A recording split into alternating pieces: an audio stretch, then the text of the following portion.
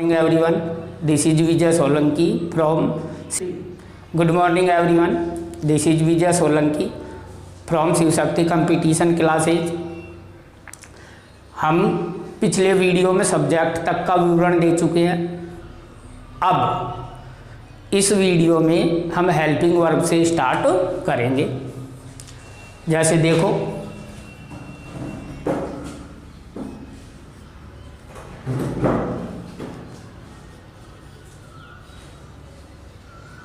Helping verb, इसका अर्थ होता है सहायक क्रिया।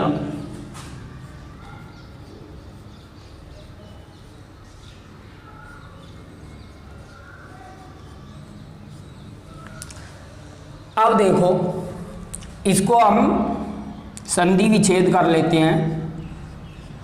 Help plus I N G plus verb. देखो, हेल्प का अर्थ होता है सहायता, आईएनजी का अर्थ होता है लगातार और वर्ब का मतलब होता है क्रिया। अब यदि इसको जोड़ के देखेंगे तो लगातार सहायता करने वाली क्रिया।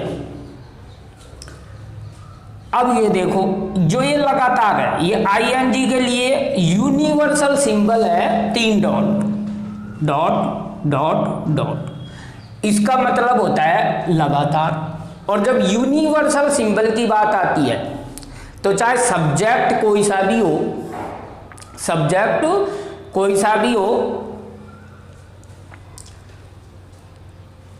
चाहे मैथ हो चाहे साइंस हो, ये 3 डॉट का मतलब हमेशा लगातार ही होगा। जैसे मैथ में देखो 1 2 3 डॉट डॉट डॉट 100। अब इसका मतलब हुआ 1 2 3 लगातार 100 तक। अब हिंदी में जैसे प्रेयर होती है, वह शक्ति हमें दो। यदि आगे मैं ये 3 डॉट लगा दूंगा, डॉट डॉट डॉट, तो इसका मतलब होगा लगातार, वह शक्ति हमें दो दया निधि। अब इंग्लिश में ये आईएनजी के रूप में प्रयुक्त होती है और आईएनजी हमेशा ही वर्ब में लगती है। आईएनजी हमेशा ही किस में लगती है? वर्ब में। वर्ब यानी क्रिया में ही। अब जैसे देखो, कभी कभी हम वर्ब में आईएनजी लगाकर उस वर्ब को सब्जेक्ट या ऑब्जेक्ट की जगह प्रयोग करते हैं तो उसे जिरंड कहते हैं।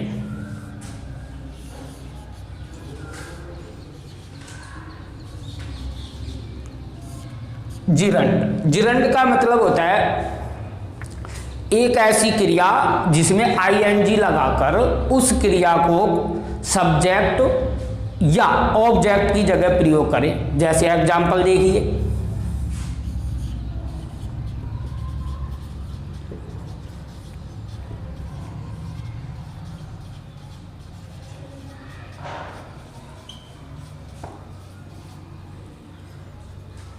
Swimming is a good exercise.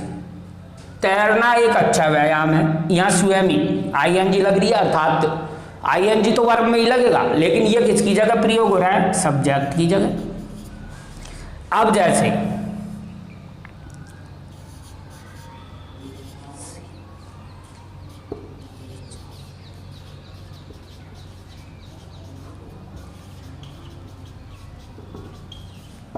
She is found of dancing. वह नाचना या नाचने की शौकीन है या नाचना पसंद करती है। तो ये यहां देखो, ये जो डांसिंग है ये ऑब्जेक्ट की जगह और ये सब्जेक्ट की जगह। दूसरा देख लो,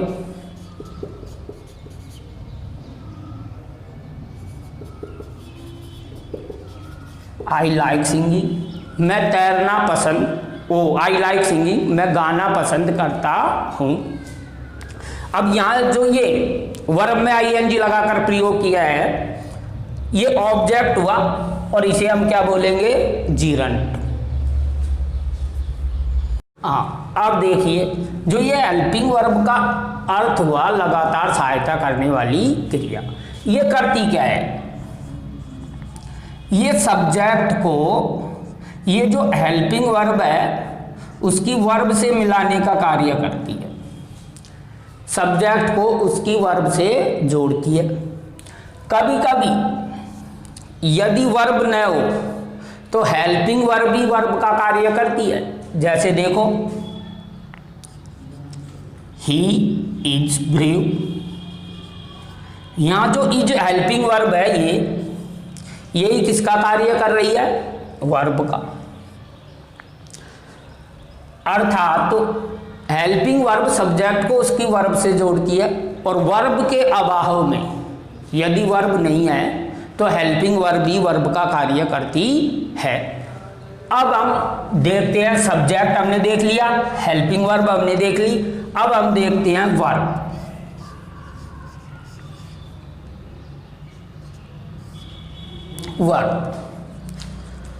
वर्ब का मतलब होता है क्रिया।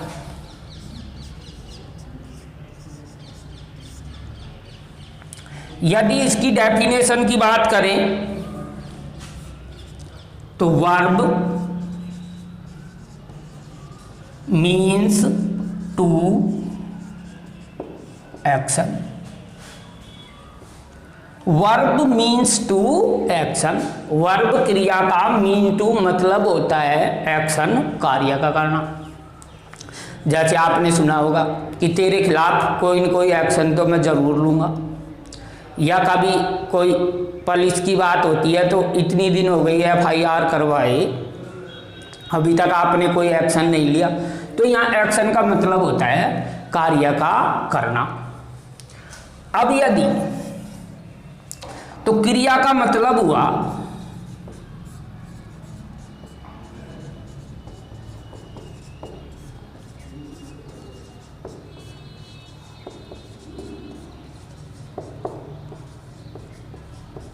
क्रिया का मतलब हुआ कार्य का करना। अब देखो इसको सिंपल भाषा में सीख लेते हैं। सब्जेक्ट अर्थात कर्ता जो कार्य करता है वही कार्य क्रिया कहलाता है। सब्जेक्ट अर्थात कर्ता जो कार्य करता है वही कार्य क्या कहलाता है, क्रिया कहलाता है। वही कार्य सब्जेक्ट, जैसे मैं मान लो, अब मैं जो भी कार्य करूँगा, सुबह उठना, नहाना, धोना, चलना, पढ़ाना, समझाना, जो भी मैं कार्य करूँगा सबके सब क्रिया कहलाएंगे। एक व्यक्ति एक दिन में अनेकों क्रिया करता है, तो एक विशेषता और आई। अभी हमने देखा कि हिंदी में वर्ब के अंत में ना शब्द आता है।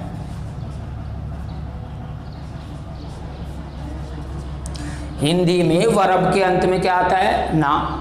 जैसे बोलना, खाना, पीना, चलना, उठना। ये जो अभी आपने वर्ब में ही ING लगता है, अभी ऊपर सीखा था हेल्पिंग वर्ब में।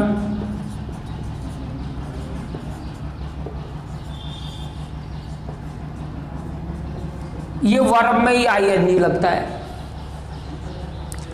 यदि हम हिंदी से इंग्लिश ट्रांसलेशन करते हैं, यदि हम हिंदी से इंग्लिश ट्रांसलेशन करते हैं तो सबसे बड़ी बात की वर्ब पहचानेंगे कैसे।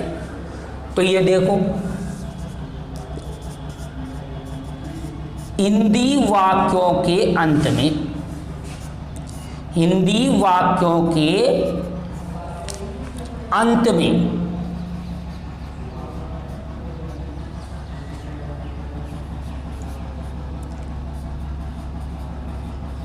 टेंस की पहचान से जस्ट पहले का शब्द क्रिया कहलाता है।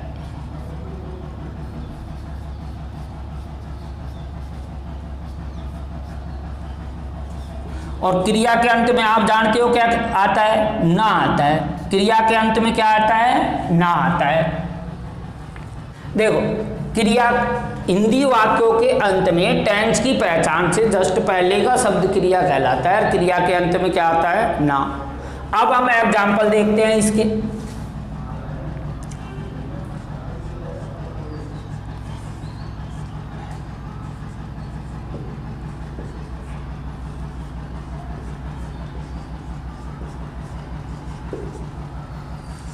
ये सेंटेंस हुआ हिंदी वाक्य। अब हिंदी वाक्य के अंत में गए हम, रहा है प्रेजेंट कंटिन्यूअस की पहचान हो गई।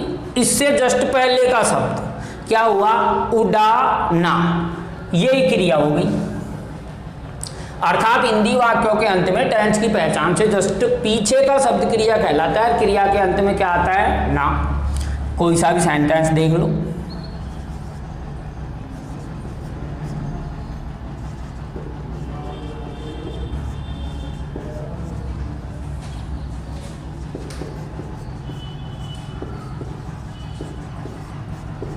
ये सेंटेंस हुआ, वे जंगल में मोर देखते हैं।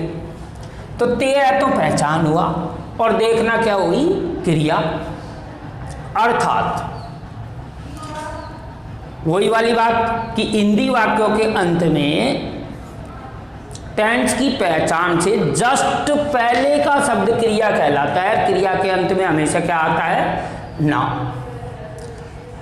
ये हुई क्रिया की बात। अब यदि वर्ब को देखेंगे,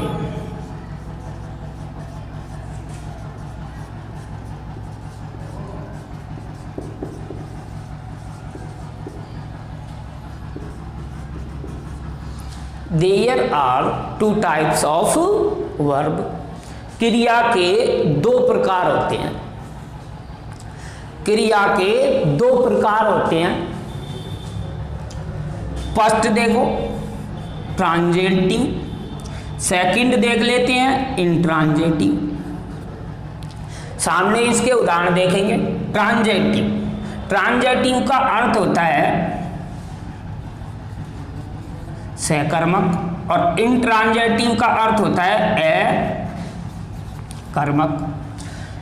अब सहकर्मक, सह है प्लस कर्म, सह यानी सात, कर्म यानी कर्म के। सह साकम समम सार्धम संस्कृत की तृतीय विभक्ति की शब्द है, सबका अर्थ होता है सात। तो सहकर्म, जैसे देखो, पक्षी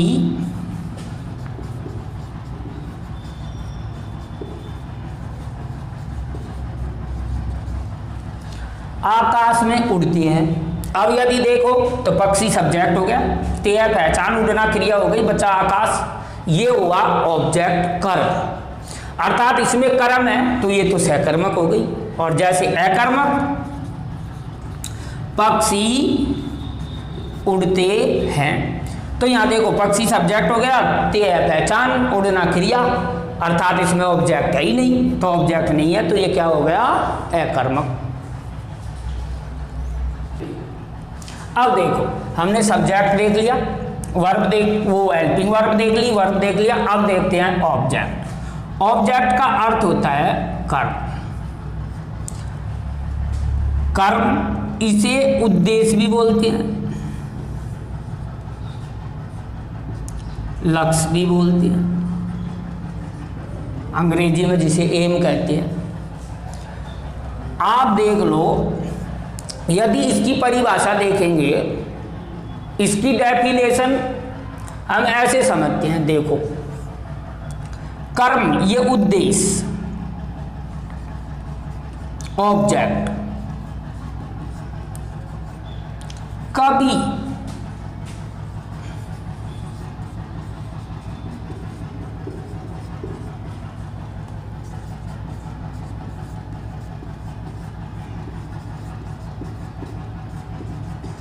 ऑब्जेक्ट कभी भी अपनी जगह से मूव नहीं करता, अर्थात ये हिलता नहीं है कभी अपनी जगह से।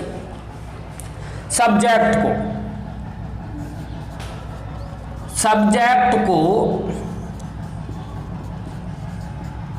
क्रिया करके उस तक पहुंचना पड़ता है।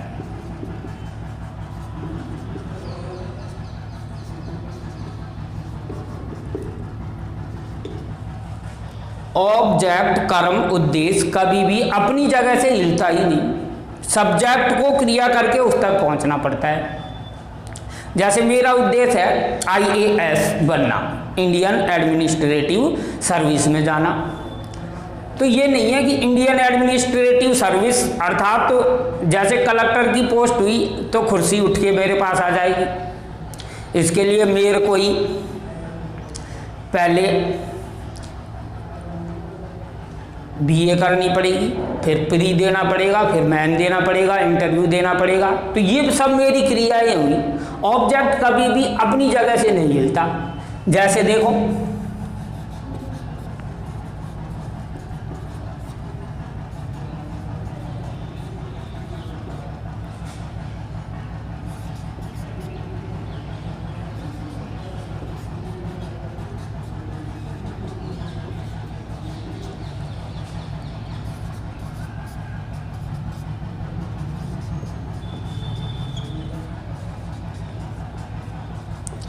ये तीनों एग्जाम्पल्स देखो आप। मैं सब्जेक्ट हुआ, ताय पहचान, पढ़ना क्रिया हो गई। अब बताइए, यह हमने पहले देख लिया कि ये ऑब्जेक्ट है पुस्तक। अब इस परिभाषा से मिला के देख लेते हैं। यदि ये ऑब्जेक्ट है तो ये अपनी जगह से नहीं हिलेगा। जैसे मेरे को यदि पुस्तक पढ़नी है तो मुझे पुस्तक को पहले पुस्तक के पास जाकर पकड़ना होगा, फिर खोलना होगा, फिर पढ़ना होगा। तो ये तो मेरी क्रिया हो गई, पुस्तक कभी अपनी जगह से नहीं हिलती।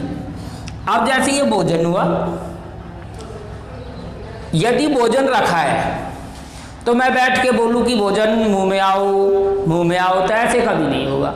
उसको मेरे को पकड़ना पड़ेगा, मुंह में डालना पड़ेगा, चबाना पड़ेगा। तो ये तो सब मेरी क्रियाएं हुई। जैसे विद्यालय, वह विद्यालय जाता है। अब ये विद्यालय, ये नहीं कि कोई बच्चा कभी किसी दिन स्कूल नहीं गया तो स्कूल उड़ के उसके घर चली जाएगी, वो कभी भी अपनी जगह से नहीं लेगी। यदि उसको पढ़ना है, यदि उसको पढ़ना है तो बच्चा ही स्कूल जाएगा, स्कूल नहीं आएगी। अर्थात ये जो ऑब्जेक्ट हुआ ये हमेशा स्थिर होता है, ये कभी मूव नहीं करता। अब ऑब्जेक्ट के बाद देखते हैं हम अदर। अदर का अर्थ होता है अन्य।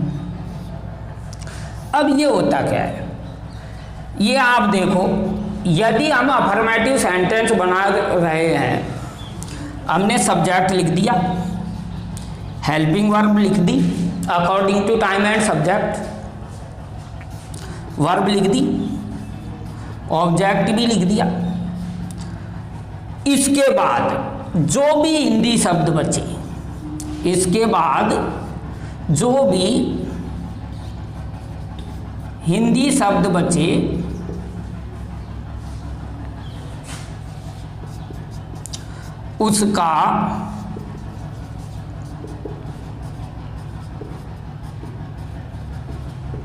उसका इंग्लिश में ट्रांसलेशन करना ही अदर कहलाता है। और अदर को आप चाहे जहां भी लिखो, इसका कोई अर्थ में ना तो कोई अंतर आता है और ना ही इसको कहीं भी लिखो तब भी इसका अर्थ बदलता नहीं है, इसका अर्थ वही होता है। अब देखो उदाहरण, एक हिंदी का एग्जाम्पल है,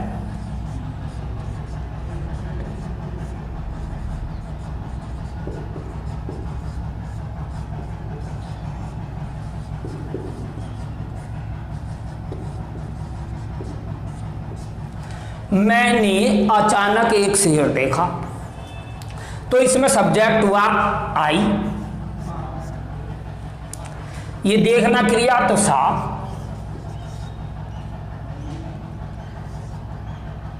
ए लॉयन सडनली, आई सब्जेक्ट हुआ, शावर बॉय, एलोइन ऑब्जेक्ट हो गया। ये सडनली अदर शब्द है, अचानक।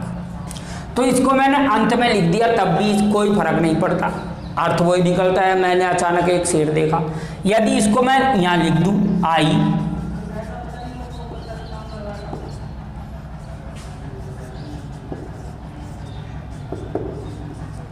आई सडनली सॉ एलोइन, फिर भी इसके अर्थ में कोई परिवर्तन नहीं होगा, इसका अर्थ वही होगा, अचानक मैंने एक शेर देखा।